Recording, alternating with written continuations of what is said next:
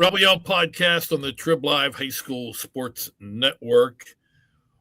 Right in between the WPIAL 2026 regular season, the 2026 WPIAL postseason. Our Diamond Team of the Week podcast is presented by our good friends at Edgar Snyder and Associates. Stay local, go with Edgar, helping injured people since 1982, edgarsnyder.com. Thought it would be a good time to not only reflect but also look ahead to the upcoming postseason, and visit with our good friend Dan Petroff. He's the head coach of the Indiana Little Indians, your reigning WPIAL and PIAA Class 4A champions as they get ready to try to make history. Three-peat in the district, three-peat in the state. Won't be easy, but it's not supposed to be easy. Daniel, they say that there's an old saying. First of all, thanks for joining us. Hey, it's always a pleasure being on here, Don, with you and Chris. I look forward to it every year. I'm a little nervous. I feel like you're getting me earlier. So does that mean that you don't believe in us as much? You're not. No, not at all. Are you superstitious? No, not at all. Okay. I'm not actually. Then there's an old saying that heavy is the head that wears the crown. So how is the head that has been wearing two crowns over the last 11 and a half months? It's grayer and there's less hair, but I'm trying my best to keep that crown on there. We've been getting everybody's best shot the last couple of years, that's for sure. It hasn't been easy for us. We show up to some games, some of the umpires, some of the fans will be like, make this a quick one. We want to get out of here, blah, blah, blah. And I'm like, we're not built like that. And we get everybody's best shot. So it's going to be a tight knit game. And as you know, last year, those playoff games were insane. Hollywood called for a movie, for Disney, but we had to turn them down. We'd like just to have a normal regular game.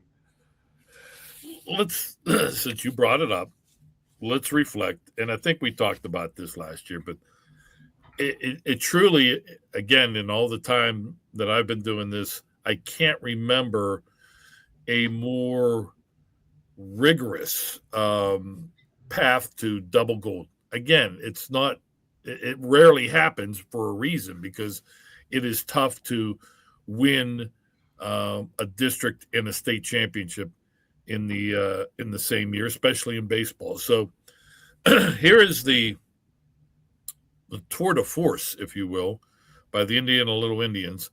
They began with a first-round bye, much like this year, as the number one seed. First playoff game, they take on ninth seed Ambridge. It goes 9 innings. Little Indians win 1-0. One chance to relax. That came in the district semifinals against Bell Vernon. You guys win 11-2. And then in the championship, it only went 11 innings before Indiana defeats Elizabeth Forward in a thriller by a score of 4-2. Walk-off home run. Charlie Manzi is the difference in that. Then we get to the state playoffs. It gets even better. In round one against District 6 Bellefonte, you guys take 12 innings to beat the Raiders 1-0. On to the quarterfinals. Again, a little bit of a chance to catch your breath. You knock off District 7 Central Valley by a score of 8-0. To the semifinals, history made. Took 2 days, 17 innings. Indiana 6, East Pennsboro 5. And then in the championship game, you knock off District 4 Montoursville 4-3. Really testing your blood pressure.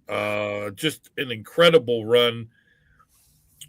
Now that you've had time to savor it last summer, the off season, I know you probably haven't thought much about it during this season, but just crazy how you guys persevered and somehow, some way found a way to keep winning. It was. I mean, during the run, didn't really have time to reflect on it. But the kids were amazing. They never bent, they never withered in any of it. I think they were confident the whole time, every game. And baseball is such a weird sport. You think about the Ambridge game, none of that would have happened if we lost that first game. We wouldn't have had a chance for any of that. We got a great effort from, our guys. Greg, I think, through that game, and the Ambridge kid who's back this year was tremendous. Another game that stood out is the first playoff game we've ever had here against Bellefonte. I don't remember the score. 1-0, 2-0. 1-0. I know there was 1,000 tickets sold for the game, but there was probably another 500 to 600 people that were at that game, because we have an open area. You could sneak in if you wanted to. We had food trucks in the outfield. It was one of the best atmospheres of any sport I've ever been to, and it was a freaking baseball game. So it was awesome. The East Pennsboro game, that was the only one where I was unsure, because all the other ones I was really confident. But when you leave with 13 innings and you're coming back the next morning, leaving at 6 a.m., getting home at 11 p.m., I wasn't sure how our guys would respond, and they did again. I think we played another 4, 5, 6 innings that day. Then the state finals, I don't know if you remember this, but we were up, whatever the final was, 4-3, 5-4. 4-3. 4-3. The top of the seventh, they got the bases low with nobody out, and Mark Collinger came in and 6 pitches got us 3 outs. So it was incredible, enjoyable. Well, I mean, that's you talked about Mark's performance in the state championship game. You led off by talking about Greg Minnick and going, I think, 7 2/3 in the victory over Ambridge. Really, the pitching is what was incredible. There were some games where you had to score runs, but when you add up all those innings, that's almost 2 more full games that you had to play along the stretch of these 7 games. And that really says a lot about what your pitching depth was like a year ago. It was. I think our final record was 26-1. And if just, for stats, if you add those extra inning games to, 7 innings per game, we'd have been like 32-1. Yeah. And throughout that, our team ERA was under 1. I think it was 0.6 something. So it's, for a high school team, that's unbelievable, especially for a public school team where you can't go out and find, guys you want. It's just incredible how well those guys, it's one thing to have good stuff, but they were powerful, headstrong kids. How much did you get a chance to finally sit back in the off season and savor? Because I think I talked to you after the Montoursville victory, and because the postseason is a grind, and you could barely celebrate a victory, a hard-fought victory, as many of these were, and you're already, okay, who we have next? All right, what do I? So you really don't get a chance, sadly, to enjoy the ride. Were you able to sit back, reflect, and think back, and even though it was in hindsight, enjoy what you guys were able to do? Yeah, it took a while. For me, summer vacation, I had a good week to relax on a beach, and thought about, what just happened. And, wintertime, I went back and watched a lot of the games that we played, just, because they're hard to remember during the game. You don't get to enjoy them that much. Right. But then after watching those games, it really hit me like, wow, these kids really were special. They were an amazing group. Some of them are part of this 2026 team that is having another strong season. We'll talk about them in a moment. I did some research before, and I just kept it to this century, going back to 2000. There have only been 2 other WPIAL teams that have gone the distance in back-to-back years. Sarah Catholic in 2009 and 2010 made it to both the WPIAL and PIAA championships. Riverside, 2011, 2012, back then in 2A, they made it to the back-to-back district and state championships. You guys have accomplished that. Now trying to make it 3 straight. And you guys are the biggest school to have ever done that, or at least in this century have ever done that in District 7. it's an amazing feat because usually you're built on a lot of players, a lot of veteran players to be able to have that kind of success deep into June. But then you lose those players, and you guys did lose some players, but you had most of them coming back between 24 and 25.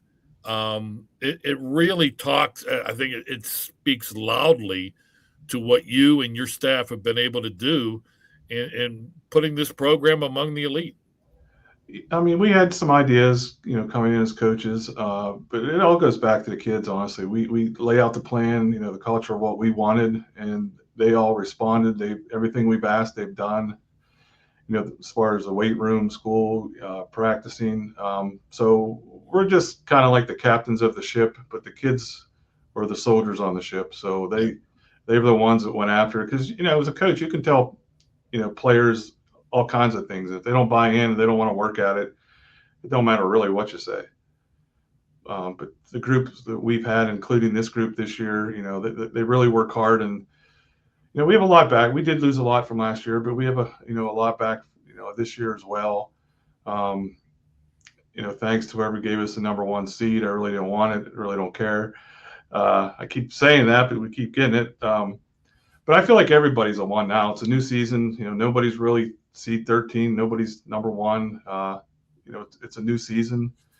And the only thing we're going to worry about right now is the winner of Knock and Blackhawk. We're not going to look a minute past that game. So it sounds like you had a pretty good feeling that with some of the key players back, that you guys weren't going to fall off a cliff. No, we have enough back. We knew this year we'd still have a nice team. It's going to be hard to get back to both. I mean, it's hard. When you have an X on your back. I'm not going to lie, because we were in a lot of spots the teams are now. 6-7 years ago, where we wanted to beat Blackhawk and Montour, right.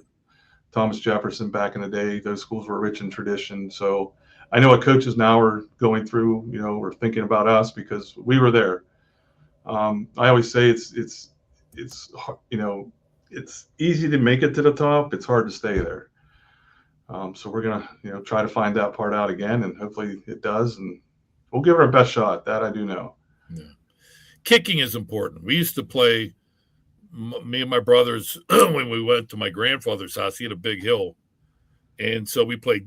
We called it King of the Hill. I don't know if other people ever played this back in the day before people had computers in their hands. And you had to, if you got to the hill, you had to fight to get to the top, and then the other people would try to throw you down the hill and then take your spot at the top. Once you got on top, you had a good kick is what usually helped defend that top of the hill. Yeah, that's funny you say that, because we used to play that game all the time, and that'd be the only game I'd invite my sister to play in. Everything else she wasn't allowed. But that one was, hey, come on, we're going to play this little game on top of a hill. That's right. And if you get accidentally tossed down the hill, that's just part of the game, right? Yes. You're not being a bad brother. What did you guys call it? King of the Hill. Yeah. Okay. All right. Yeah. I didn't know. We had kicked the can. I don't know if you put flashlight tag, all that good stuff. No, flashlight tag. We never did that. Yeah. Basically, it's tag with a flashlight. Yeah. No, that makes sense. A little nighttime activity. You weren't allowed in the house. I mean, your mother. No. They kicked you out at 9 a.m. and you weren't allowed. They used to tell you back by the streetlights. Then they didn't care. They let you out till 10, 11 o'clock. Saturday was my day. My mom cleaned the house, and she learned quickly that was just a losing proposition, because she'd clean one room, we'd come and ransack it.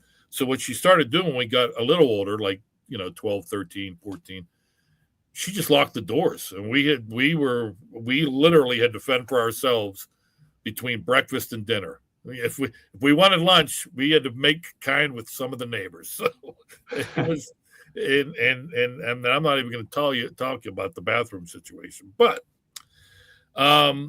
let's get back to talking baseball. Enough of the youth. So you guys are on top. You guys have put together another strong season. Co-champs. with Valley. You guys split with the Vikings in the regular season.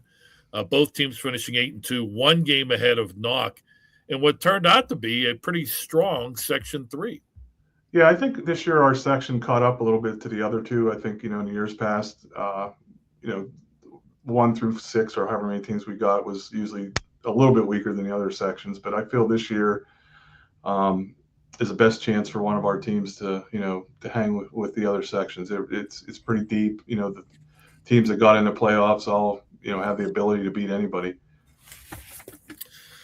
Were you nothing's a given, but when the brackets came out on Friday, pretty much what you expected?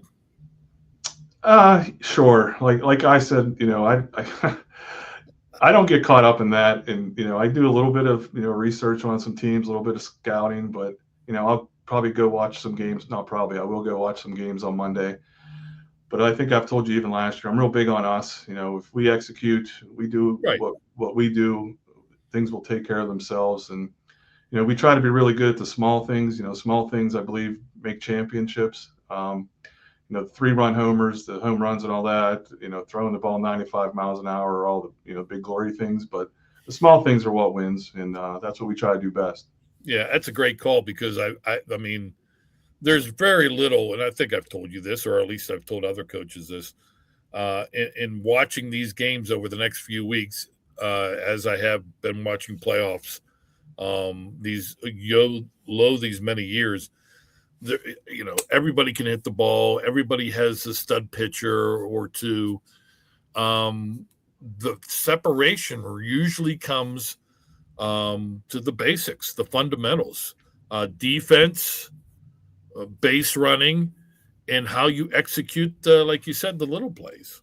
It's 100%. Those two things you said, bunting, base running's big.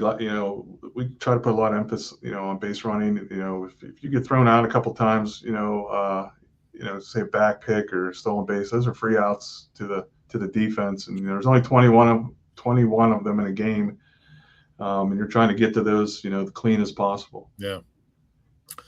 I know you just said you don't put much stock into where you end up as far as the brackets, but to your point of the strength of Section 3, the fact that Valley, your co-champion, gets a 3 seed in a first round bye over the Section 2 or the Section 1 champion Beaver, and that is a section that has had a lot of tradition.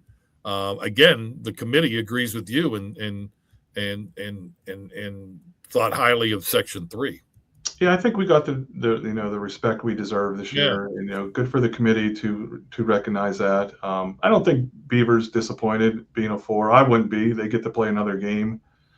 Sometimes having 15, 16 days off, isn't ideal. And we'll scrimmage some teams, but Beaver gets a real game, so that's not a terrible thing either. Yeah, and we just talked about what happened last year. No disrespect to Ambridge at all, because you mentioned they have a strong pitcher who's back. In fact, they're on the opposite side of the bracket this year. But every coach that has that 1.5, 2 week layoff is greatly concerned about keeping the boys sharp and keeping them ready to go. Having experienced that, is it something that's a little more beneficial? Not so much maybe for you and how you approach things, but mostly the mindset of the kids?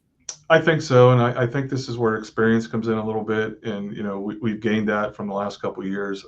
If this was my first year in it, I'd probably be doing some things, wearing them out these 2 weeks. But we started doing things and figured out how to keep them ready to go, when to give them off, those kind of things. Mix it in their school life. They're outside of baseball world, and but still getting our work in.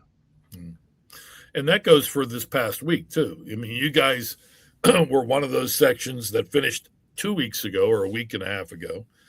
Your final section series was against the Vikings, that big showdown in late April, in which you lost at home 4-1, but then you won at third place 11-6. So kind of been just trying to stay sharp, even going back to last week, where you know, were fine tuning in non-section games. You had Armstrong, Apollo Ridge, Butler, a good test, and one of the top teams in the district. Period, and Gateway. So again, that kind of let's stay sharp mindset began really last week. Yeah, another thing I've learned, through the last couple of years is we start the year out light on the schedule. This year kind of hurt a little bit because of the weather. Was unpredictable. But I wanted to, because our section is done early, and I wanted some games later in the year, so we're not, have that long of a break.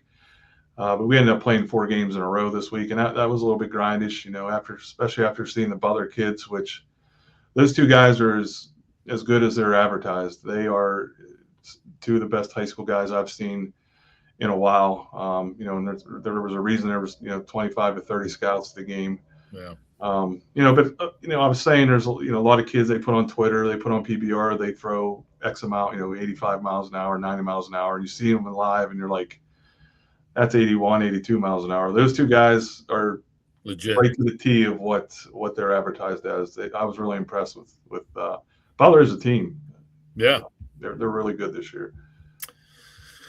As are the Little Indians, 15-4 in the regular season. Do you like the way this team is playing right now as you get ready for the second season? Yeah, I do. There's still some things we got to shore up. We got to get a little bit better at. But I think every team's kind of going probably through the same thing. But they have a lot of fight in them. We have a lot of close games throughout the year, regardless of who we play. Usually, whether they're really good or having a down year, we find a way to keep it close. The Butler game wasn't close this week. That's why you put in us as a team of the week. I thought maybe you went to San Diego on Thursday or something, didn't see the score.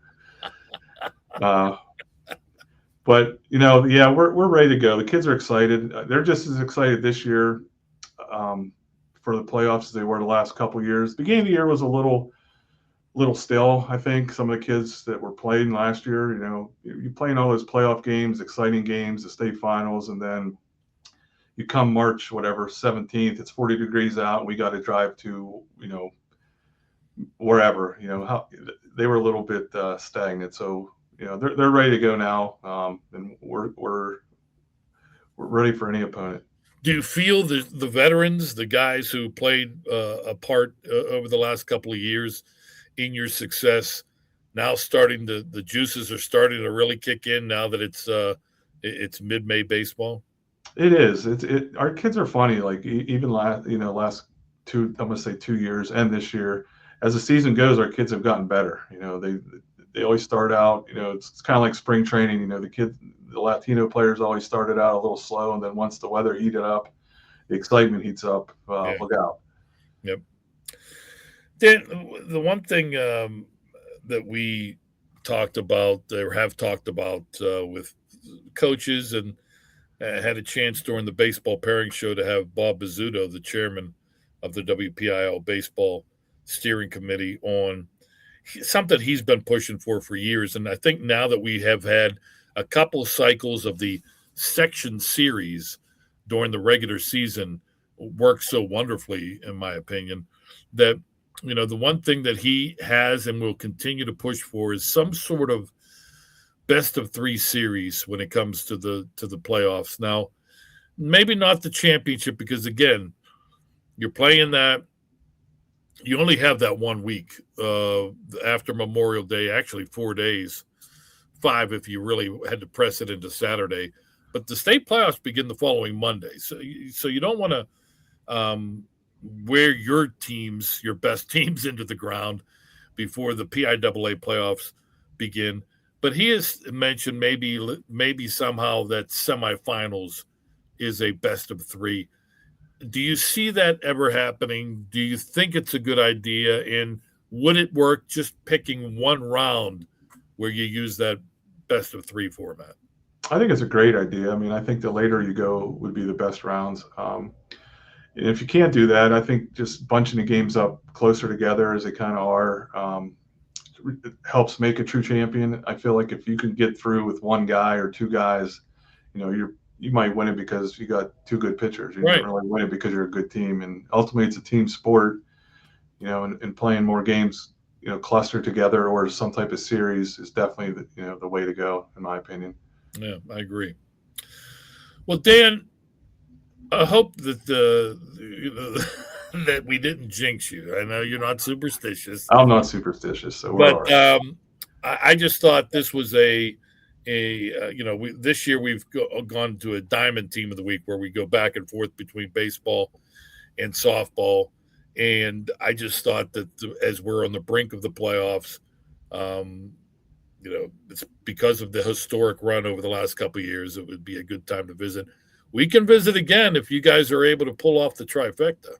I'm going to hold you accountable for that, Don. Will it? And by the way, I like the shirt you have on, and your behind-the-scenes guy, Chris, has an Indiana team hat on. So Come on in behind the scenes, Chris. There you go. That's thanks to.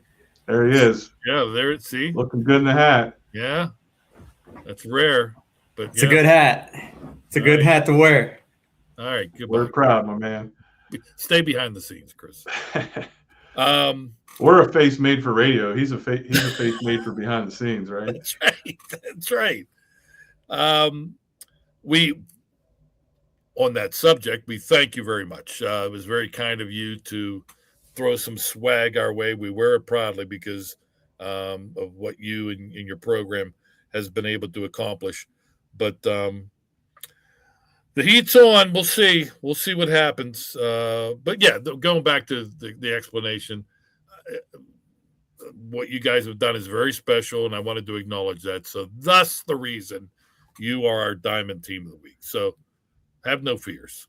We appreciate that. And myself, my coaches, the kids on my team, they watch your podcast. So it's always, we're always excited anytime we get on your show.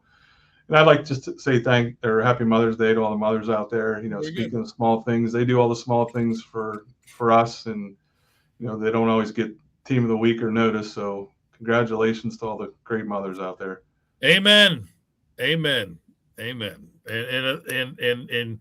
And great wives allow us to do this nonsensical stuff we do as well. The goofball stuff we like to do. So lots of that. Yes. Happy Mother's Day to all. All right, Daniel. Best of luck. Not only in the district playoffs, but hopefully in the state playoffs as you guys try to defend your championships in both. All the best to the Little Indians, my friend. We appreciate that, and the WPIAL playoffs definitely prepare the teams in this area for the PIAA playoffs. So I think that's why they have a lot of success in the PIAA, because the WPIAL is just as hard, personally. I agree, and but the one thing again that is a tip of the cap to what you guys have been able to accomplish, reaching the championship in both back-to-back years, is the fact that we have seen so many WPIAL baseball teams go to the state championships, win a state title, and they didn't even participate in the WPIAL championship. They earned their spot in the consolation game, and were able to have success there, and then they go on to the state playoffs. So it is a grind, both in the district and in the state playoffs. Good luck, pal. Thanks, Don. Good to hear from you. Dan Petroff, head coach of your WPIAL and PIAA 4A champion, Indiana Little Indians, our WPIAL Diamond Team of the Week. We thank him. We thank the guy behind the scenes with the spiffy hat, Chris Lackner. I'm Don Rebel. Thank you for joining us. Rebel Yell Podcast, Trib Live High School Sports Network.